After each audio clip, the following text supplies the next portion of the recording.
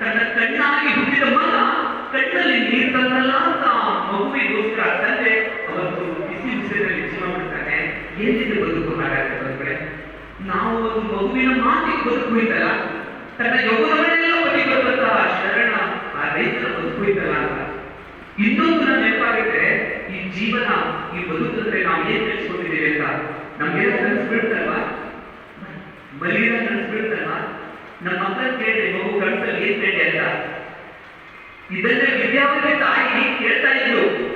ಎಂತಹ ದಾರ್ಶನಿಕತೆ ಕೇಳ್ತಾ ಇದ್ದಂತೆ ವಿದ್ಯಾವತಿ, ಮಗ ಈ ದೇಶ ಶತ್ರುಗಳ ವಶದಲ್ಲಿತ್ತು ಅಂತ ತಾಯಿಗಳು ಪ್ರೇರಣೆ ನೋಡಿ, ತಾಯಿಗಳು ಪ್ರೇರಣೆ ಬಿಟ್ಟು ಶಿವಾಜಿ ಮಹಾರಾಜರು ಕೂಡ ತಾಯಿ ಜಿಜಾಬಾಯಿ ಕೊಟ್ಟಂತ ಪ್ರೇರಣೆ ಇತ್ತು.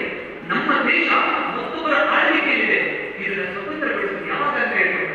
ಹಾಗಾಗಿ ಸ್ವತಂತ್ರ ಪೂರ್ವದಲ್ಲಿ ಶಿವಾಜಿ ಬಾಬಾ ಪ್ರಾರಂಭಿಸಿ ಈ ಭಾಗವನ್ನ ನಿಮ್ಮಂತೆಲ್ಲ ಬೆಳ್ಳಿ ಹಾಕಿ ಸ್ವತಂತ್ರ ಶರಣರು ಎಷ್ಟು ಕಾಲವಾದ ಚಳವಳಿಯನ್ನು ಅಂತಂದ್ರೆ ಸಮಯ ಹೋಗುತ್ತೆ. ಆ ಮಗು ಕನಸಲ್ಲಿ ಕಾಣೋದು ಏನಿತ್ತು ಗೊತ್ತಾ? ಅಮ್ಮ ಅಂತ ಎಷ್ಟು ಗೊತ್ತಿತ್ತು. ಯಾರೋ ಅಮ್ಮ, ಅಮ್ಮನೇ ಇಲ್ಲ. ಚಿಕ್ಕ ವಯಸ್ಸಿನಲ್ಲಿ ಅಮ್ಮ ದೂರ ಆಗಿತ್ತು. ಎಷ್ಟೋ ವರ್ಷ ಆದ್ಮೇಲೆ ಅಮ್ಮನ ಪ್ರೀತಿ ಸಿಗುತ್ತಿತ್ತು. ಅಂತಹ ವ್ಯಕ್ತಿತ್ವದ ಹುಡುಗಿನ ಆಶಯವನ್ನು ಹೇಳ್ತಾರೆ ಪೂಜ್ಯರು ಆರಂಭಿಸಿದ್ದಾರೆ ಅಂತ